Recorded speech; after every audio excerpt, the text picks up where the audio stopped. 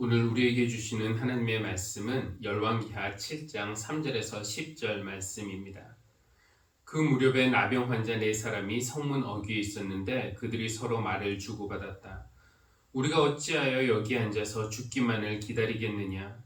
성 안으로 들어가 봐도 성 안에는 기근이 심하니 먹지 못하여 죽을 것이 뻔하고, 그렇다고 여기에 그대로 앉아 있어 봐도 죽을 것이 뻔하다. 그러니 차라리 시리아 사람의 진으로 들어가서 항복하자. 그래서 그들이 우리를 살려주면 사는 것이고 우리를 죽이면 죽는 것이다. 그래야 그들은 황혼 무렵에 일어나서 시리아 진으로 들어갔는데, 시리아 진의 끝까지 가 보았지만 어찌 된 일인지 그곳에는 한 사람도 보이지 않았다.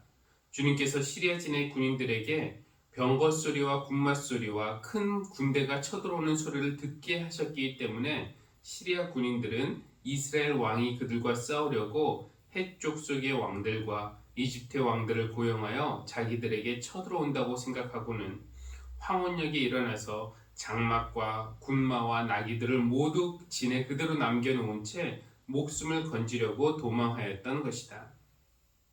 이들 나병 환자들이 적진의 끝까지 갔다가 한 장막 안으로 들어가서 먹고 마신 뒤에 은과 금과 옷을 가지고 나와서 숨겨두고는 또 다른 장막으로 들어가서 거기에서도 물건을 가지고 나와 그것도 역시 숨겨두었다. 그런 다음에 그들은 서로 말하였다. 우리들이 이렇게 하는 것은 올바른 일이 아니다. 오늘은 좋은 소식을 전하는 날이다. 이것을 전하지 않고 내일 아침 해 뜰 때까지 기다린다면 벌이 오히려 우리에게 내릴 것이다. 그러니 이제 왕궁으로 가서 이것을 알리도록 하자. 그래야 그들은 성으로 돌아와 문지기들을 불러서 알려주었다.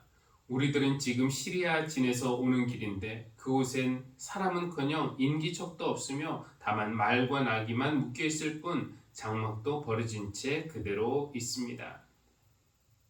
이는 우리에게 주신 하나님의 말씀입니다. 하나님 감사합니다. 이번 주일에 성서 일과에 따라서 주어진 본문은 마가복음 11장 46절에서 52절 바디메오의 이야기인데요. 우리 교회는 지난 주일에 야고보와 요한 이야기를 나눌 때 이 바디메오의 이야기를 묶어서 했기 때문에 오늘은 성서 일과와 상관없는 본문을 정했습니다. 어떤 본문으로 말씀을 나눌까 생각하다가 지지난 수요일이죠. 우리가 나아만이 고침받는 이야기를 했는데 그 뒷이야기를 좀 나누고 싶었습니다. 시리아의 장군 나아만, 그는 거의 모든 것을 가진 사람이었습니다. 지위, 명성, 부귀, 왕의 총애를 받았고요. 백성의 존경을 받았고요. 거의 모든 것을 가졌는데 그만 나병에 걸리고 말았습니다. 지금 나병이야 생명을 위협하는 아주 무서운 병은 아니지만 치료 방법이 없던 그 옛날, 나병은 걸리는 순간 사회로부터 격리되기 때문에 그죠? 모든 것을 그냥 한순간에 빼앗기는 그런 무서운 병이었습니다. 지위와 명성이 있으면 뭐합니까? 부귀와 명예 있으면 뭐합니까? 나병에 걸리는 순간 다 빼앗기는 것들입니다. 그래서 나병에 걸린 나아만은 이스라엘에서 잡아온 여종으로부터 엘리사에 관한 그런 이야기를 듣게 됩니다. 그 여종이 무슨 말을 하냐면은 이스라엘에 엘리사라는 예언자님이 계신데 우리 주인님께서 그 사람에게 보이시면은 나을 수 있을 것 같습니다. 이렇게 얘기를 해요. 낫게만 해준다면은 어딘들 못 가겠으며 무슨 일인들 못 하겠습니까? 그래서 나아만은 엘리사를 찾아 길을 나서는데 그냥 가지 않죠. 그에게 줄 많은 선물들을 준비했습니다. 은 10달란트, 금 6,000개, 그리고 옷 10벌 준비해서 엘리사를 찾아간 겁니다. 이야기가 길어서 다 할 수는 없고요. 좀 짧게 줄이자면은 중간에 좀 엘리사와 이 나아만 사이에 갈등도 좀 있었지만 결국 엘리사의 처방에 따라서 나아만은 요단 강물에 7번 물을 씻었고 그 결과 깨끗하게 나았습니다. 나병에 걸렸던 그 살이 어린아이의 살결처럼 그렇게 돌아온 겁니다. 정말 죽음보다 끔찍할 줄 알았던 이 나병에서 나았으니 얼마나 기뻤겠습니까? 그래서 나아만은 정말 기쁜 마음으로 자신이 준비한 모든 선물을 다 드리려고 했어요. 이언자님, 부디 이언자님의 종인 제가 드리는 이 선물을 받아주십시오. 그런데 엘리사가 선물을 거절합니다. 은 10달란트, 금 6,000개, 옷 10벌. 글쎄 이게 요즘 돈으로 뭐 얼마나 되는지 알 수는 없지만 상당히 큰 돈이었으리라고 생각이 됩니다. 유혹이 될 만한 그런 선물이었지만 엘리사는 그 선물을 받지 않았어요. 하나님이 돈벌이나 하라고 주신 은사가 아니었기 때문입니다. 그렇죠? 나만을 낫게 해주신 것은 하나님이시지 자기 능력으로 낫게 한 것이 아니었기 때문에 자기가 그 큰 선물을 받을 이유가 없었어요.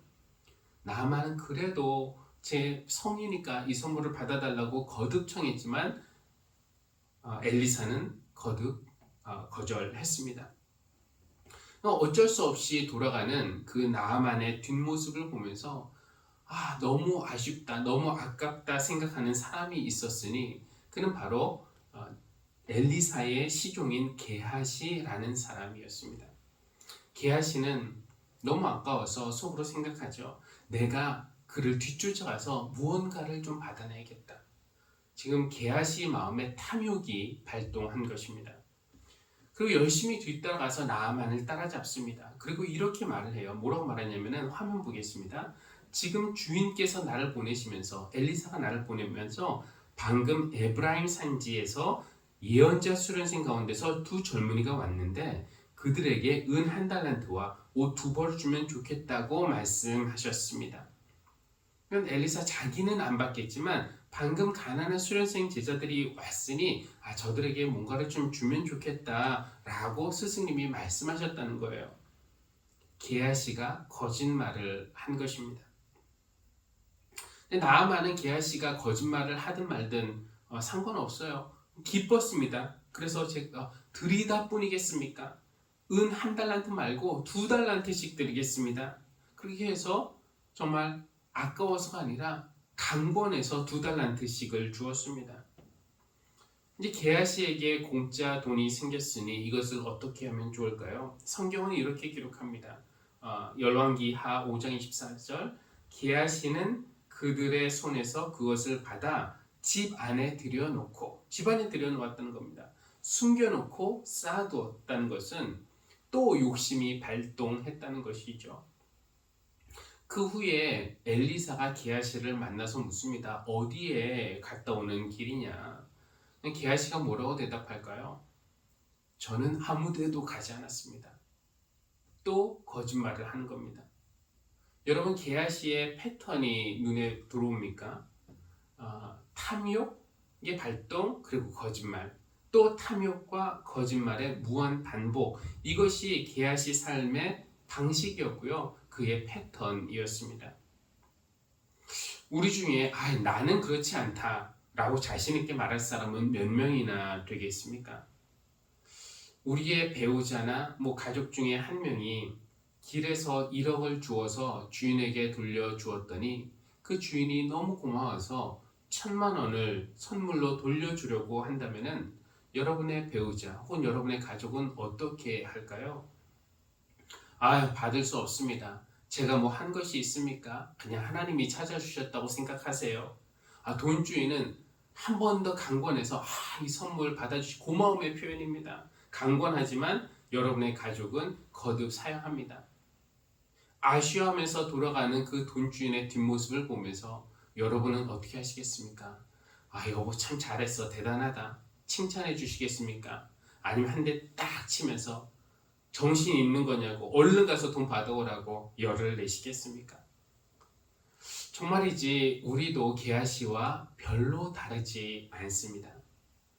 내가 충분히 받아도 되는 돈인데 강제로 뺏은 돈도 아니고 뇌물도 아니고 그냥 선물로 주겠다는데 그런데 그 돈이 점점 멀어지는 것을 보면서 느끼는 그 아까움.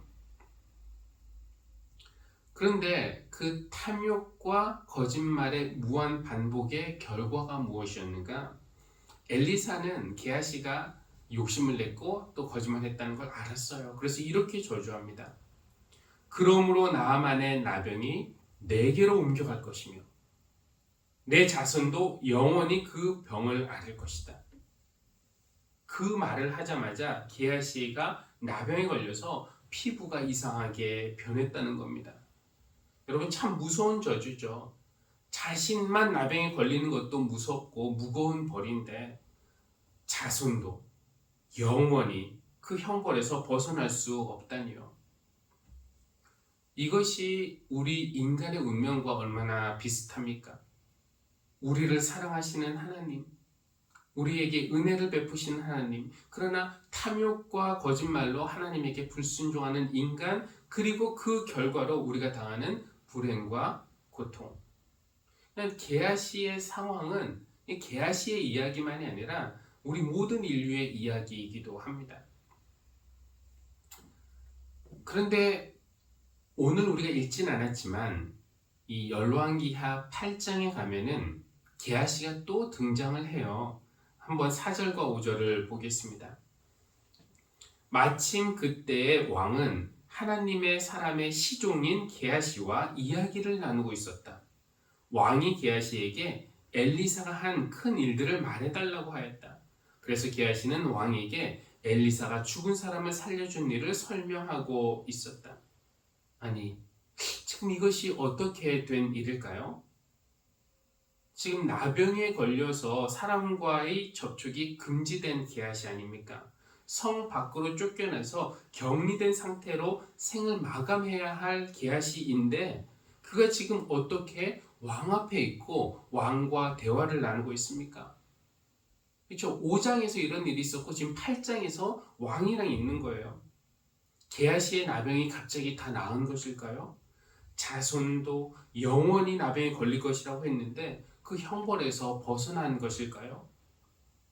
그러니까 이 5장과 8장 사이에 분명히 게하시에게 어떤 일이 있었어야 말이 지금 되는 것인데 근데 5장과 8장 사이에 봐도 게하시라는 이름은 등장하지 않습니다. 근데 게하시는 등장하지 않지만 오늘 우리가 읽은 7장에 4명의 나병 환자들이 등장을 해요. 혹시 그 4명 중에 한 명이 게하시일 확률도 있을 겁니다. 지금 이 7장의 배경을 잠깐 설명을 하면은 사마리아 성, 게하시가 있던 그곳이죠. 사마리아 성은 이제 시리아의 군대로 완전히 포위된 상태였습니다. 그러니까 시리아가 쳐들어와서 사마리아 성을 포위하고 있는 상태예요. 포위가 되니까 외부로부터의 식량 공급이 끊어졌습니다. 점점 시간이 흐르면서 사마리아 성 안에 먹거리가 떨어졌어요. 얼마나 형편이 나빴는가. 나귀 머리는 아무도 먹지 않는 것인데 그것이 은 80세겔의 거래가 되었다고 하고요. 심지어 비둘기똥, 누가 비둘기똥을 먹습니까? 그런데 먹을 것이 너무 없으니까 비둘기똥도 식품으로 거래가 되었어요. 비둘기똥 4분의 1 값은 은 5세겔. 더 끔찍한 것은 어린 아이를 삶아 먹는 그런 형편까지 되었다는 겁니다. 이런 끔찍한 일이 일어날 정도로 사마리아 성 안에 형편이 어려워진 것이었습니다. 말이 아니었어요. 바로 그런 상황에서 이 4명의 나병 환자들이 등장하는 겁니다. 지금 그들은 사마리아 성 안에 있지 못하고요. 나병에 걸리면 성 밖으로 격리되는 거니까 성 밖에 격리된 상태입니다. 그러나 더 멀리 가서 어디 가서 먹거리를 구할 수 있는가? 그것도 아니었어요. 왜냐하면 더 멀리에는 시리아 군대가 포위하고 있었기 때문입니다. 그러니까 지금 이 4명의 나병 환자들은 뭔가 선택을 해야만 돼요.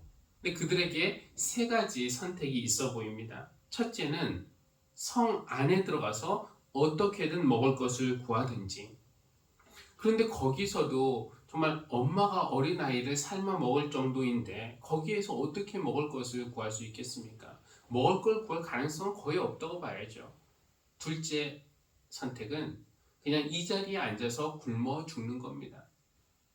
아니면 셋째, 또 다른 선택이 있는데요. 그들은 서로에게 무슨 말을 하느냐? 차라리 시리아 사람의 진으로 들어가서 항복하자. 그래서 그들이 우리를 살려주면 사는 것이고 우리를 죽이면 죽는 것이다. 어차피 죽는 건데 한번 시도라도 해보자 하는 것이죠. 살 가능성은 모두 0에 가까웠지만 그래도 가장 좋은 선택은 세 번째처럼 보입니다. 그래서 그들은 저녁 무렵까지 기다렸다가 저녁에 사마리아 사람의 진에 들어가기로 했습니다. 그런데 그들이 황혼 무렵까지 기다리는 동안에 하나님이 하신 일이 있어요. 무엇입니까? 시리아 군대로 하여금 환청을 듣게 한 것입니다. 시리아 군인들이 자기 진에 있으면서 어떤 소리를 듣게 되었는데 그 소리가 마치 병거 소리와 군마 소리와 큰 군대가 쳐들어오는 소리 같았다라고 되어 있습니다. 실제로 그 소리는 무슨 소리였을까요? 바람 소리였을 수도 있고요. 날벼락치는 벼락치는 소리였을 수도 있어요. 근데 사실은 아무도 쳐들어오는 것이 아니었는데 이 예상하지 못하는 소리를 듣고 시리아 군인들이 깜짝 놀라서 엉뚱한 상상을 하는 겁니다. 이스라엘 왕이 햇사람들과 또 이집트 왕들을 고용해서 우리를 쳐들어오는구나. 이런 상상을 한 겁니다. 그래서 당황하고 겁에 질린 시리아 군인들이 모든 것을 남겨놓고 몸만 도망을 가는 겁니다. 그리고 아무것도 모르고 있는 이 나병 환자 넷이 저녁이 되어서 항복하기 위해서 시리아의 진에 들어갔는데 이게 웬일입니까? 아무도 없는 것이었어요.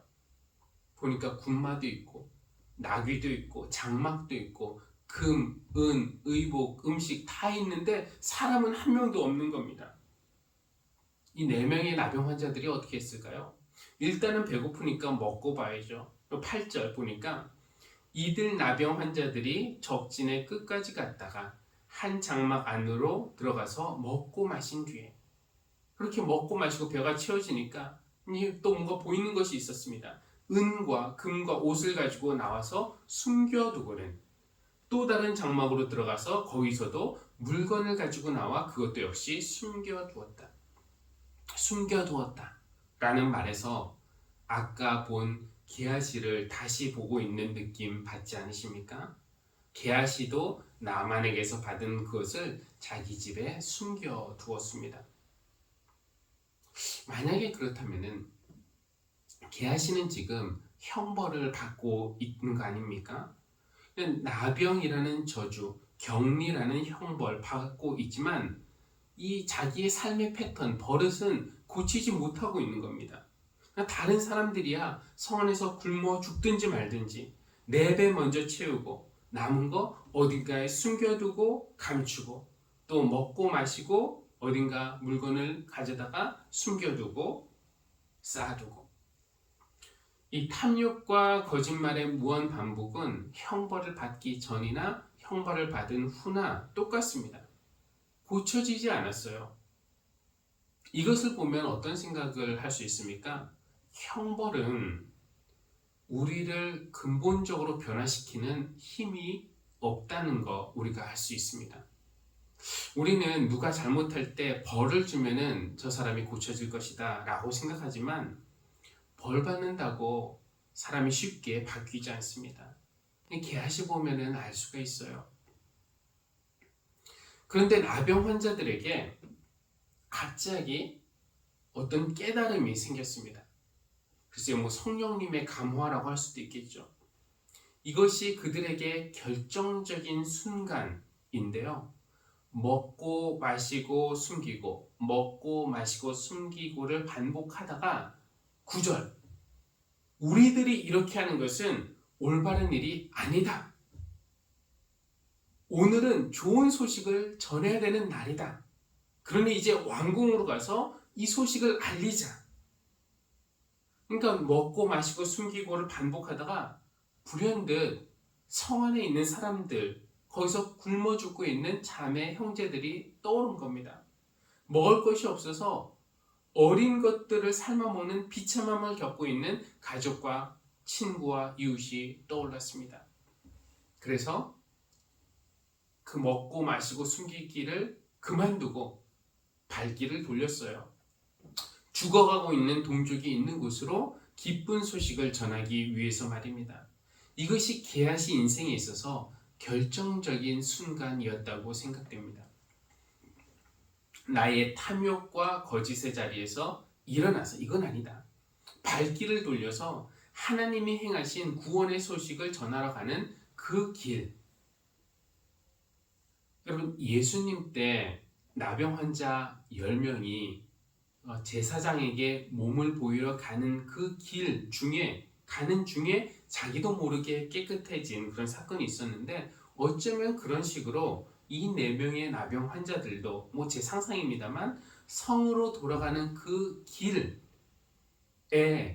나병으로부터 깨끗해지지 않았을까 한번 상상해 봅니다.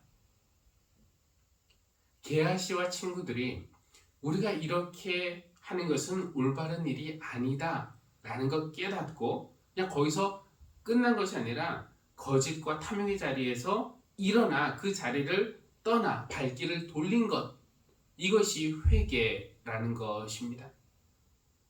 그리고 회개하는 순간에 놀라운 일이 일어난다는 것을 우리는 보고 있습니다. 자손도 영원히 나병에 걸릴 것이라는 저주와 형벌에서 자유를 얻게 되는 것, 이것이 회개의 선물이죠. 이것이 회개의 힘입니다. 변하지 않을 것 같은 나의 불행, 영원히 지속될 것 같은 형벌, 이것을 멈추게 하는 능력은 처벌받는 것에 있지 않고 회개하는 것에 있습니다. 우리에게는 스스로를 구원할 수 있는 능력은 없습니다. 이 4명의 나병 환자에게 스스로의 병을 고칠 수 있는 능력이 없었고요. 적진에 들어가서 그 적들을 다 물리칠 능력도 없었습니다. 심지어 동족이 사는 사마리아 성 안에 들어가서 먹을 것을 구해서 자기 배를 채울 능력조차 없었습니다. 그들이 할 수 있는 것은 아무것도 없었어요. 무능했습니다. 그러나 게하시와 그 친구들이 할 수 있었던 거 딱 한 가지가 있었다면은 내 배를 채우고 쌓아두고 숨기고 했던 그 자리에서 일어나 돌아서는 것, 즉 회개하는 것, 그것은 그들이 할 수 있었습니다. 회개에는 아까 말씀드린 대로 능력이 있습니다. 회개에 따라오는 선물이 있어요. 형벌과 저주에서 풀려나는 능력, 자유를 주는 능력이 있습니다. 오늘 이 말씀을 나누면서 게하시가 다른 사람이 아니라 바로 우리임을 발견합니다. 욕심과 거짓말, 이거 옳지 않다라는 것을 알면서도 내 삶에서 끊임없이 반복되는 삶의 패턴, 거기에 매여 살 때 우리는 내 배를 채우고 남은 것은 갖다가 쌓아두고 숨기고 또 내 배를 채우고 이렇게 살다가 죽을 수도 있습니다. 그러나 우리가 그런 삶의 자리에서 일어나 돌아서서 회개할 때 우리는 인간에게 내려진 영원한 형벌인 죽음에서 벗어날 수 있을 뿐만 아니라 성 안에서 굶어 죽어가고 있는 형제들에게도 생명의 기쁜 소식, 좋은 소식을 전하는 사람들이 될 수 있습니다. 나만 구원의 선물을 받는 것이 아니라, 하나님이 행하신 구원의 혜택을 나만 받는 것이 아니라 구원의 선물을 전해주는 사람들, 그러니까 나만 사는 것이 아니라 남을 살리는 일에 부름을 받은 사람들, 그것이 나의 정체성이자 삶의 목적, 그리고 우리 교회의 정체성이자 존재 목적이 되기를 바랍니다. 게하시처럼 욕심과 거짓으로 얼룩진 삶의 자리에서 일어나 돌아서서 하나님이 행하신 구원의 일을 전하는 우리 모두가 되기를 주님의 이름으로 기원합니다. 기도하시겠습니다. 사랑과 은혜가 풍성하신 하나님, 탐욕과 거짓이 반복되는 삶이 게하시만의 모습이 아니라 바로 우리의 모습임을 이 시간에 깨닫습니다.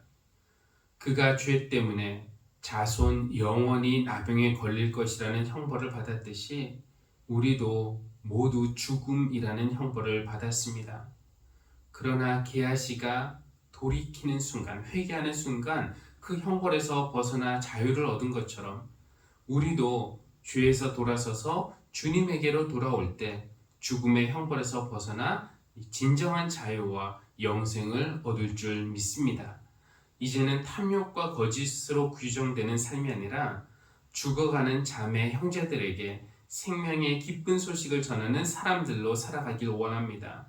우리 교회가 오늘도 예수 그리스도의 빛을 먼저 본 사람으로서 주변 이웃들에게 빛을 발하게 하여 주시기를 간절히 기도합니다. 예수님의 이름으로 기도합니다. 아멘.